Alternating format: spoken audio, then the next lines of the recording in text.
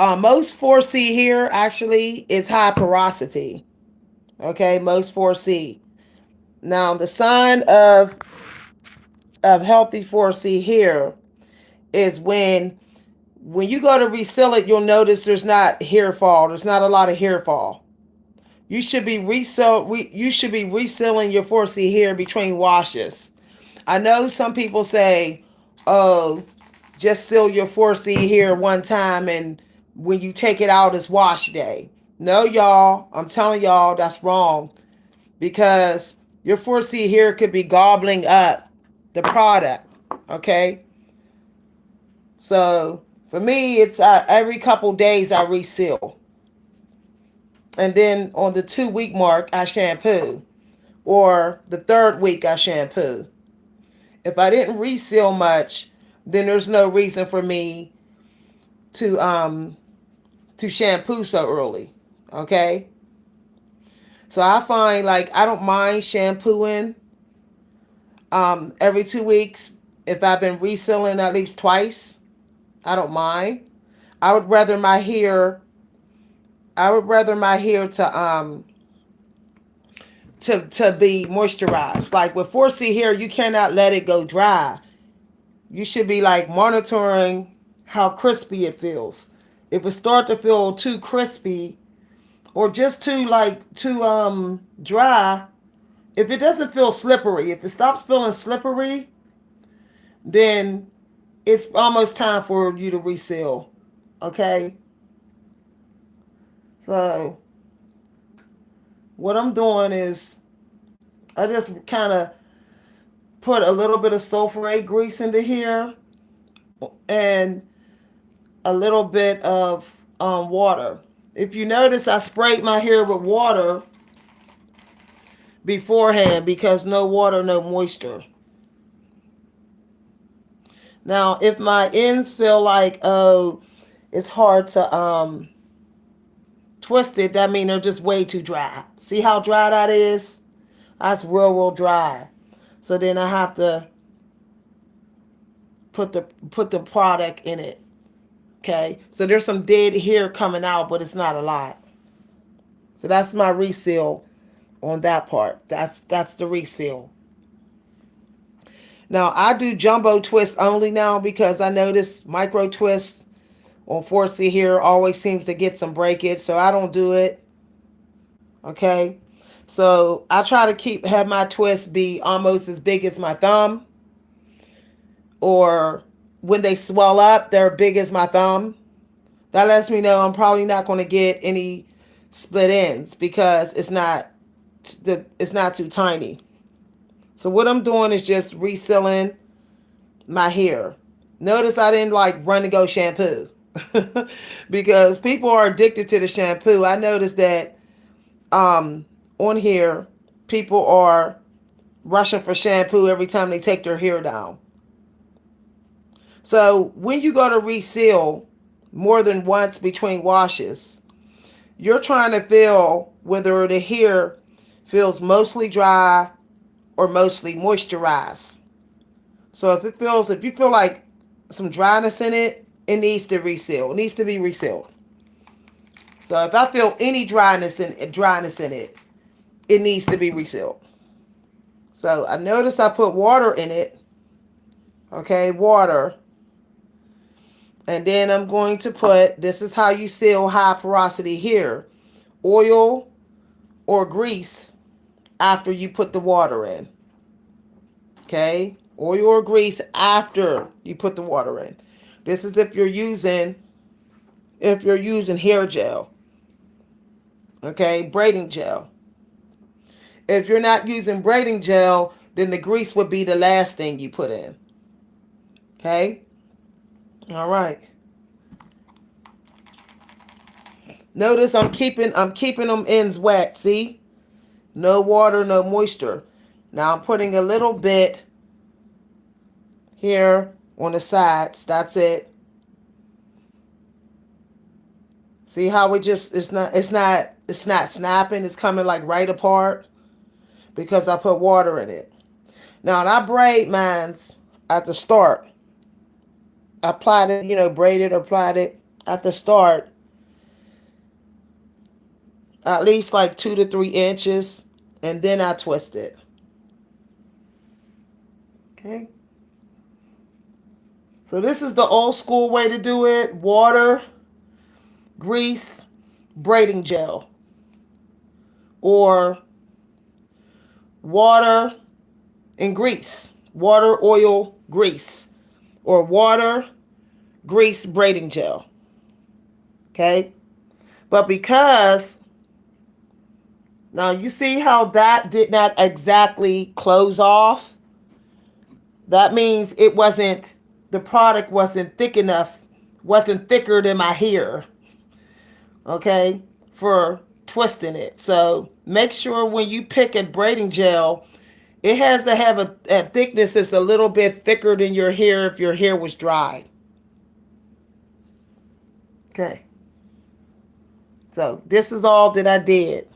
Now notice I'm just checking the ends. Now, of course, if you're real picky about your ends, you can always go over, you can go to the very tip of your ends. The tip, very tip, and just apply a little bit of grease. Just on the tip. So that, you know, they're nice and moisturized. Okay.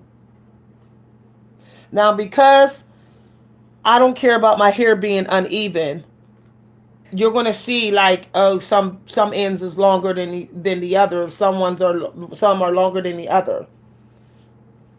Okay. So there's that right there. I'm just letting y'all see. And we're gonna do this side. Notice I'm wetting it first, so that it's not so crispy when I take it down. Take it off. Take it out. See? It's not that crispy.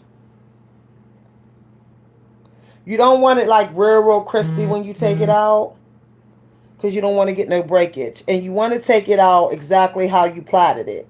See, like that. You don't want to run your fingers through the whole thing until you have soaked it.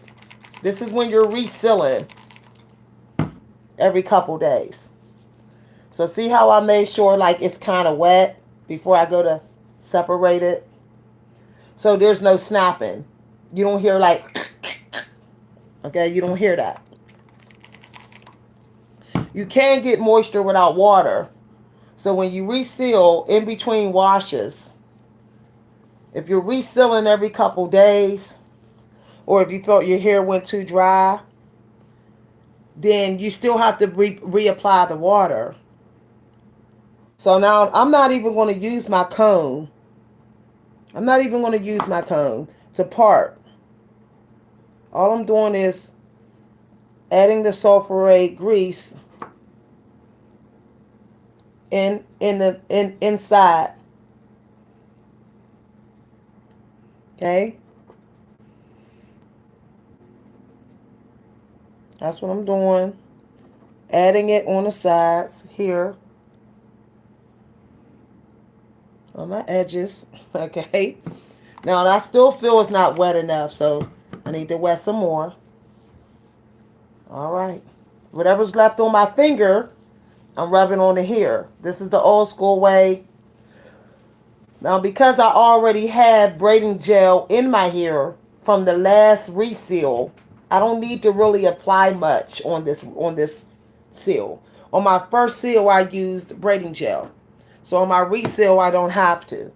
Unless it feels too dry or untamed. So I just added a little bit there. Notice I'm trying to follow the hair down. See how when I'm detangling, I'm following the hair down so I don't snap the hair. Okay. So I'm replaiting it. Okay. People always say, you have a lot of hair. You have thick, strong hair. Well, this is why. I try to avoid my hair getting dry. I avoid it. Okay? Notice how I plait it at first. Okay? There's some plaiting there. And then I twist it the rest of the way. So there we have that. Okay, that's the one I just did. Okay. So I don't want to just pull this apart. See, this is kind of dry. So I'm going to wet it so that it's easier and it doesn't really, I don't get no breakage when I pull it apart. If you want to, you can always like rub your end down with grease before you pull it apart so that you minimize breakage when you're taking it down. You want to take it down with your finger inside the loops, okay, if you can, so that you don't force any snapping of the hair. So notice how I'm making sure that these ends are wet enough where when I separate it, it's not going to break no. I'm not going to get no breakage. All right. Now I'm spraying. Now what I have in this bottle is a little bit of rosemary, a little bit of moisturizer, a little bit of moisturizer. Now what I'm doing is just applying it here. Okay.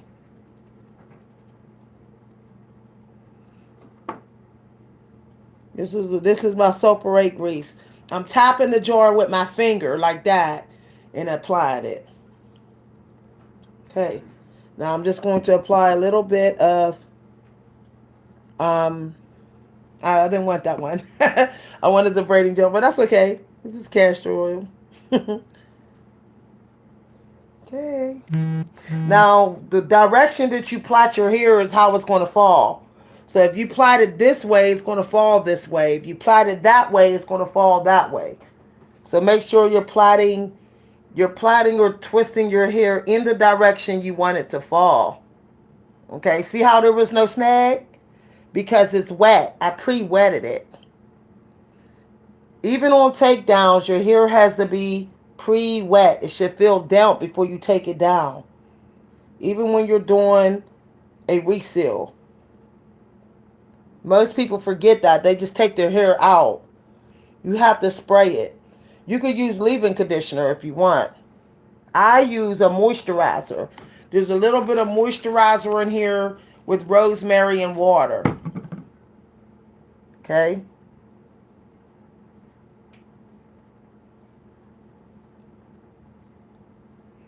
All right. So I'm like looking like, okay. Now, of course, like I said, there is some dead ends, but I don't have a lot. I'm just not trying to trim it during the winter season when your hair is supposed to be more in hibernation. So there we go. I put a little bit of braiding gel on the end to seal since the braiding gel has coconut in it. So I felt like it needed a little bit more. Okay? A little bit more. So that's a little bit of dead hair there coming out. See how it just came right on out without snapping?